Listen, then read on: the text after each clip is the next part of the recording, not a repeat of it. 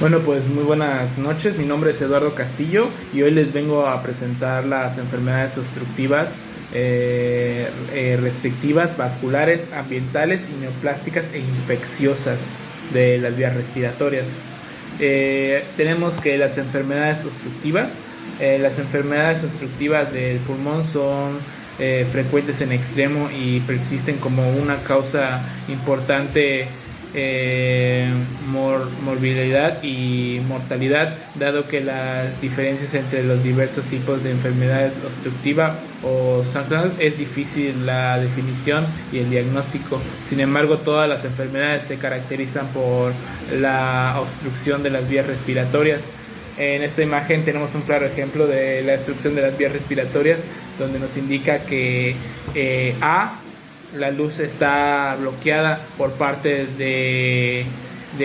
por un ejemplo, por ejemplo, la obstrucción de excesivas, la pared de las vías respiratorias, la pared de las vías respiratorias está engrosada, por ejemplo, por un edema o una hipertrofia muscular. Y en la parte número C de la imagen tenemos que la alteración se sitúa por fuerza de la vía respiratoria. Este ejemplo, pneumonía pulmonar está tanto distribuido y la vía respiratoria se ha estrechado por pérdida de tracción radial. Bueno, tenemos que en la enfermedad pulmonar obstructiva crónica, las causas de la enfermedad pulmonar obstructiva crónica, o bien conocido como el EPOC, son efisemas, bronquitis crónica o su mezcla. Se define por obstrucción de flujo de aire, por locomoción, por lo común. Los pacientes muestran disnea progresiva al paso de los años. Presentan una tos crónica, una menoplasia al ejercicio, pulmones hipertroflados, un descendiente intercambio de gases. Suele ser difícil de determinar si estos pacientes sufren un efisema o una bronquitis crónica. El término enfermedad pulmonar obstructiva crónica es una etiqueta conveniente y mediocre que evita realizar un diagnóstico no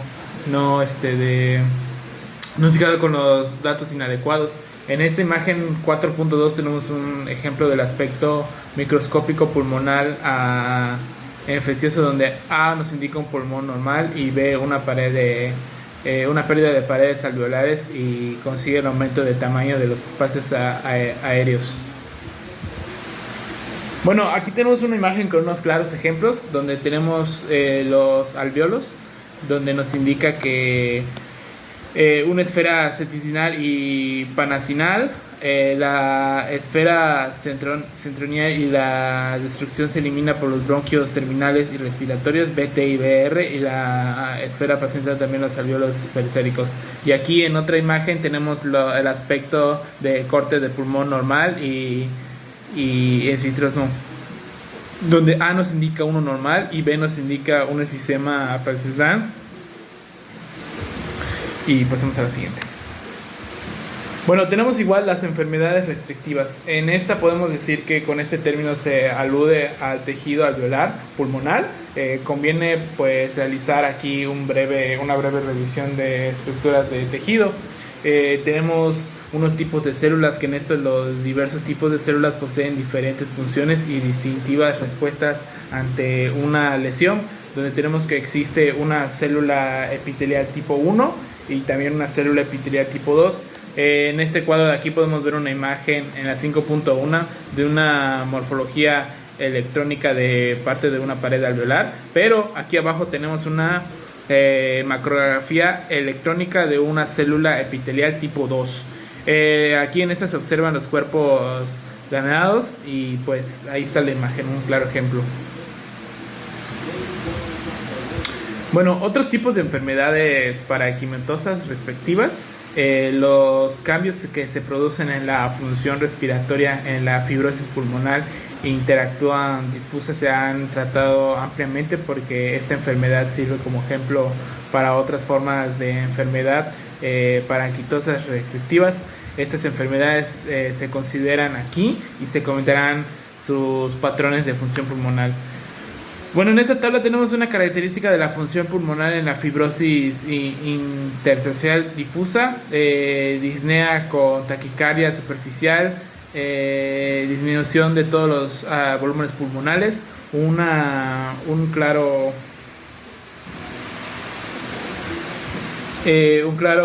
resistencia a las vías respiratorias normal o baja reducción del volumen pulmonar, disminución de la actividad de los pulmones pulmonar, presión antepulmonar muy negativa con los CPT, y presión arterial debido a que sobre todo un equilibrio en B, A y Q, una alteración de la difusión problemática que posiblemente contribuye a la hipoxia durante el esfuerzo del POC, un aumento de la resistencia vascular pulmonar también.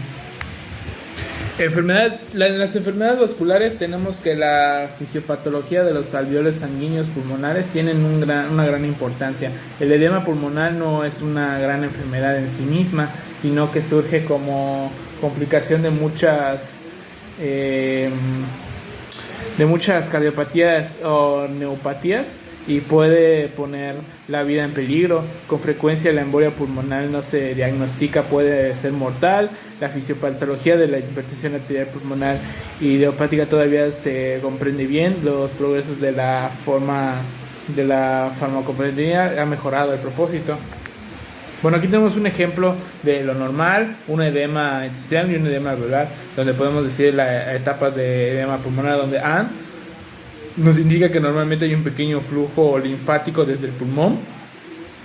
Aquí tenemos el ejemplo. En B nos indica que un edema intersticial, existe aquí un aumento del flujo con reducción de los etapas de previa pulmonar y un ligero hinchamiento de las incisiones pulmonares de los alveolos, y donde C, un poco de líquido atraviesa el epitelio, produciendo un edema alveolar. Bueno, tenemos que la embolia pulmonar se presenta cuando los trombos se forman en las venas grandes y viajan a los pulmones, donde se alojan y dificultan la circulación pulmonar. Este se relaciona con la morbilidad y mortalidad significativas. Puede ser un reto considerable, a menudo ni siquiera se diagnostica. Bueno, en esta tenemos las enfermedades ambientales, neoplásticas e infecciosas, donde las enfermedades causadas por inhalación de partículas, nos dice que muchas neoplasias laborales e industriales se deben a la inhalación de polvo. Los contaminantes atmosféricos también son factores importantes en la etiología de las enfermedades, como la bronquitis crónica, el enfisema, el asma, la oclusión bronquial, por lo que empezamos a observar un entorno en el que vivimos. Por ejemplo, este es un claro ejemplo de la CDMX, cuando la gente viaja allá y hay mucha contaminación en el humo. Aquí tenemos un ejemplo en la imagen 7.1 de contaminantes alveolares, por eso en Estados Unidos. Creo que sí lo pueden ver.